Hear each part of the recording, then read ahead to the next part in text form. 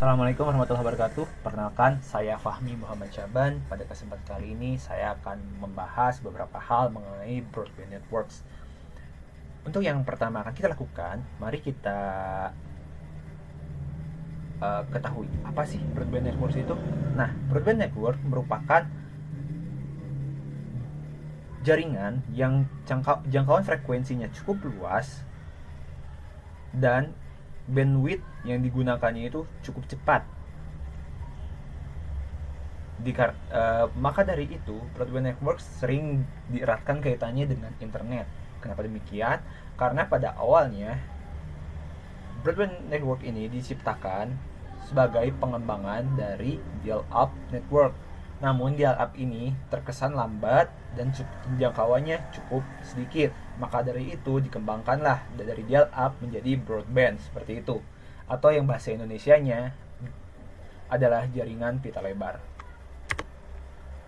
Nah, sekarang kita bahas mengapa sih harus broadband? Dikarenakan broadband ini mendukung yang pertama digitalisasi atau konvergensi. Nah, kenapa harus ada digitalisasi sih? Nah, dikarenakan sebagaimana yang kita ketahui bahwasanya gelombang digital itu lebih cepat bandwidthnya dan lebih besar daripada gelombang analog. Dan sebelum ada broadband network, hampir keseluruhan jaringan komunikasi menggunakan sinyal analog, yang mana ini ada kendala dalam pengiriman data, kendala bandwidth, dan sebagainya. Sehingga maka dari itu dalam pengaplikasiannya komunikasi memerlukan media yang bergerak melalui sinyal digital. Maka dari itu muncullah broadband. Dan yang kedua itu mendukung komputer dan aplikasi. Sebagaimana kita ketahui bahwasanya sekarang teknologi sudah makin maju, dan maka dari itu kita memerlukan komunikasi jaringan atau jaringan komunikasi, sama saja ya walaupun dibolak-balik, yang dapat mendukung komputer dan aplikasi. Dan yang poin ketiga adalah broadband mampu untuk mengakomodasi suara, daya, image atau gambar, serta video.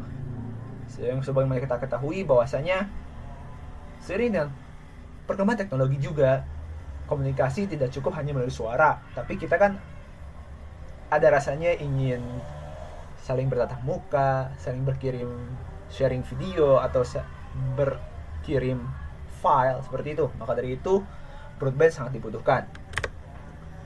Next, ada beberapa jenis broadband, diantaranya wireline atau sambungan kabel, dan yang kedua ada wireless atau tanpa kabel. Jadi broadband di sini terbagi menjadi dua jenis seperti yang saya sebutkan tadi, yang memakai kabel dan yang tidak memakai kabel. Mari kita bahas satu-satu. Dan yang pertama akan kita bahas adalah jaringan broadband berkabel. Salah satunya adalah XDSL, yang dimana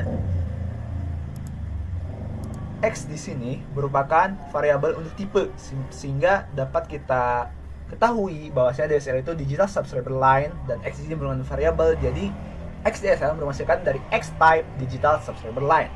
Dan apa sih kegunaannya? Atau apa sih definisinya dari XDSL ini? XDSL merupakan teknologi yang mengoptimalkan saluran telepon biasa menjadi saluran digital kecepatan tinggi. Sebagaimana kita ketahui, DSL di sini adalah DSL yang sama dalam komunikasi jaringan telepon.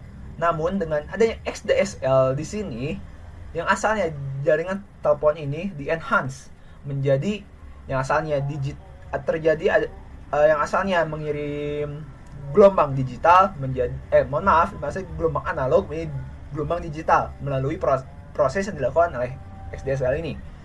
Dan yang ketiga adalah hubungan komunikasi data dan suara secara bersamaan. Sebagaimana kita ketahui bahwasanya jikalau hanya DSL, dia hanya mendukung suara, dan kalaupun bisa dikembangkan secara garis besar, pengiriman datanya itu hanya seperti ini. Pertama suara, ini suara dalam DSR itu, lalu selanjutnya dia akan mengirim data. Jadi harus dilakukan secara bergantian. Tapi dengan adanya XDSL, pengiriman data menjadi dilakukan secara paralel atau yang di istilah teknisnya disebut asinkronus. Jadi dengan XDSL, suara dan data dapat dikirim secara bersamaan. Mohon maaf. Next. Di sini ada XDSL, yang pertama ADSL, high, lalu ada SDSL, super high, ada ADSL asinkronus, ada SDSL dan VDSL. Nah, di sini ada bandwidth-nya, sudah saya terapkan. Nah, di sini SDSL ini biasanya ada di setiap ISP atau Internet Service Provider, sehingga jikalau contohnya kita berlangganan IndiHome atau sebagainya, ISP yang lain, maka ada istilah-istilah 1,5, 2 Mbps, 8 Mbps seperti itu. Dan Mbps di sini patut di garis besar bahwasanya Mbps ini merupakan megabit per second. Nah, yang akan kita bahas selanjutnya adalah salah satu dari XDSL, yaitu ADSL. ADSL merupakan singkatan dari Asymmetric Digital Subscriber Line.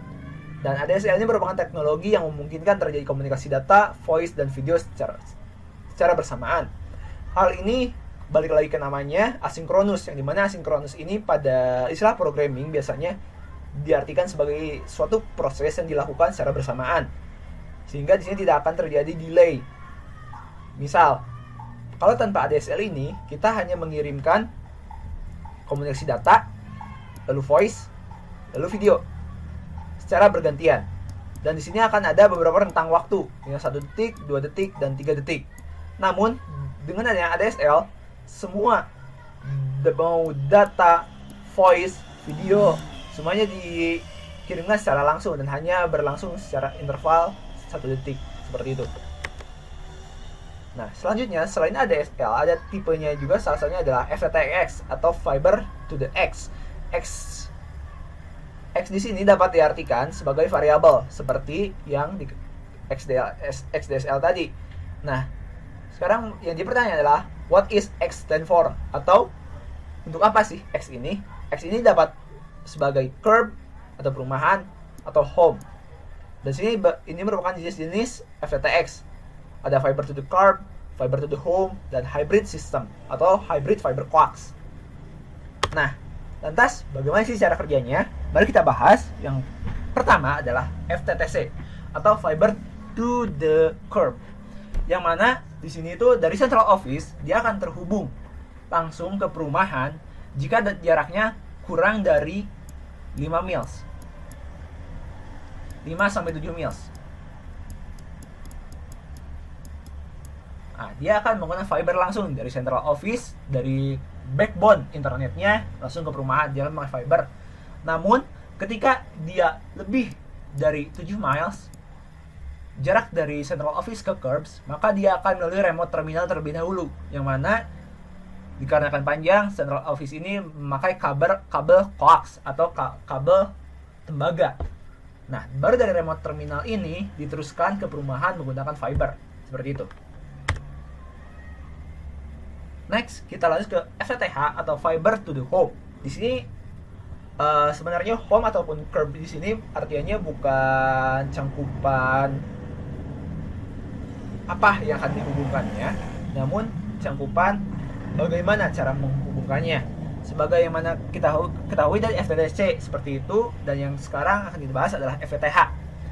Yang mana FTTH ini dari central office dia akan menghubungkan langsung ke local convergence point. Local convergence point ini seperti remote connection, menggunakan bisa memakai kabel coax atau fiber. Nah, dari local convergence point ini dihubungkan lagi ke network access point. Yang mana network access point ini dapat menghubungkan beberapa buildings. Di sini bukan curbs tapi buildings. Atau curb di sini juga dapat diartikan sebagai buildings ya. Nah, di sini pilihannya ada dua, bisa memakai coax ataupun fiber. Jikalau kita memakai otomatis, ini tergantung keinginannya mengaplikasikan mau yang mana. Kalau misalkan mau yang istilahnya lebih tahan lama, dia dapat memakai kabel coax, dan jikalau ingin internet koneksi lebih cepat, maka kita dapat menggunakan fiber. Nah, yang biasanya di FTTH ini diaplikasikan biasanya kebanyakan di Amerika Serikat. Selanjutnya ada hybrid fiber coax flow map. Sebenarnya di sini itu si flow-nya itu hanya hampir sama seperti FTTC, namun yang membedakannya adalah proses di tengahnya. Atau yang awalnya kita sebut dengan remote terminal, di sini kita sebut nodes. Nah, perbedaannya adalah dari central office ke nodes di sini dia memakai fiber. Sementara kalau FTTC dia memakai coax. Jadi semua di HFC ini memakai full fiber sehingga koneksinya lebih cepat. Selanjutnya kita lanjut ke wireless broadband. Nah, salah satu jenis wireless broadband adalah wireless LAN atau yang kita kebanyakan secara teknis disebut WLAN. Wireless LAN merupakan teknologi yang menggunakan radio elektromagnetik untuk berkomunikasi dari suatu tempat ke tempat lainnya. Contohnya ya, WiFi di rumah dan sebagainya. Nah, ada pun beberapa teknis cara pemakaian wireless LAN ini adalah yang pertama peer-to-peer atau ad hoc. Yang mana di sini transfer datanya dilakukan antar PC dan bahannya bersifat dua arah, namun terjadi suatu ekstensi ya, yang mana saya sebut ekstensi ini jikalau ini kita sebut PC A, PC B, PC C. Nah, di sini jikalau PC A ingin mengakses PC B, dia dapat melakukannya langsung melalui kabel titik-titik putus ini. Nah, namun ketika A ingin berkomunikasi dengan C, dia harus melalui B terlebih dahulu. Sehingga dari A ke B ke C, itu kelemahannya. Dan peer-to-peer ini biasanya dilakukan secara langsung. Misalkan HP A dengan HP B, itu juga merupakan peer-to-peer. Sama sebenarnya yang digambarkan oleh saya seperti ini. Ini peer-to-peer. Selanjutnya ada LAN to LAN. Jikalau peer-to-peer menggunakan device to device, maka LAN to LAN merupakan dari satu jaringan atau jaringan LAN A dan jaringan LAN B dan dihubungkan masing-masing oleh router. LAN di sini merupakan singkatan dari local area network. Selanjutnya client server, yang mana ini merupakan arsitektur wireless broadband yang sering dipakai. Biasanya diaplikasikan di warnet, di rumah jikalau kita punya server, dalam game online juga ini arsitekturnya dipakai. Nah, selanjutnya akan kita bahas adalah WiMAX.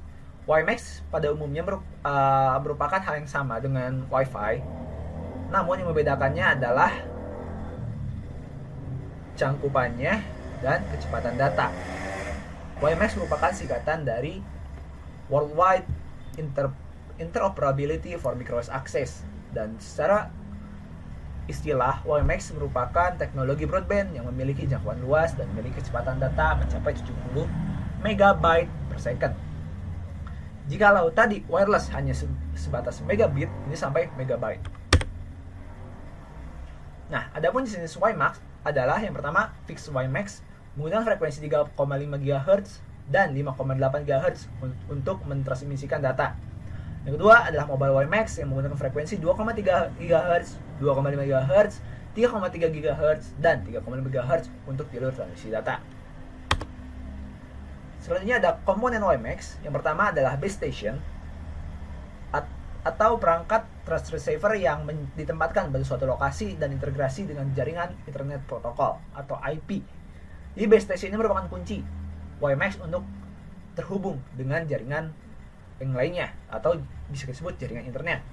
Yang kedua, antena sebagai alat untuk menggunakan konsep multiple input dan multiple output. Seperti yang kita ketahui, WiMAX itu dapat mengkoneksikan beberapa device sekaligus ke internet. Dan yang ketiga, Subscriber atau mobile station yaitu perangkat telekomunikasi yang digunakan pelanggan untuk terintegrasi dengan jaringan IP atau Internet Protocol. Selanjutnya, mari kita bandingkan WiMAX dan Wi-Fi. Sebagaimana saya sebutkan tadi bahwasanya Wi-Fi dan WiMAX itu merupakan hal yang kurang lebih sama. Namun di sini ada beberapa perbedaannya adalah yang pertama, standar spesifikasinya. WiMAX ini WiMAX ya. Ini untuk WiMAX. Ini untuk Wi-Fi. Untuk standar spesifikasi, WiMAX menggunakan IEEE 802.16, sedangkan Wi-Fi menggunakan WLAN plus IEEE 802.11. Dan frekuensi kerjanya, WiMAX bekerja di frekuensi 3,5 GHz dan 5,8 GHz, sedangkan Wi-Fi bekerja pada 2,4 GHz. Dan jarak jangkaunya, WiMAX ini hanya di bawah 100 meter, sedangkan Wi-Fi bisa mencakup 50 km. Cakupan lokasinya, WiMAX digunakan di outdoor dan Wi-Fi digunakan di indoor. Untuk area networknya, WiMAX merupakan Metropolitan Area Network atau MAN, sedangkan Wi-Fi sebagai Local Area Network.